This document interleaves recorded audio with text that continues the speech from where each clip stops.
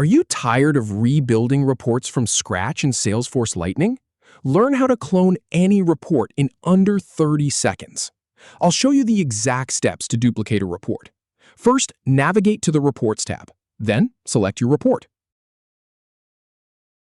Start by clicking on the Reports tab to open the list of all your reports. Then, scroll through the list and select the report you want to clone.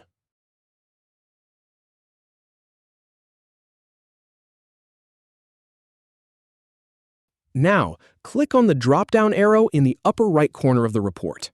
From the menu that appears, choose Save As to create a copy. In the Save As dialog, you can change the report name if you want to give it a new title. Once you're happy with the name, just click Save to finish cloning the report.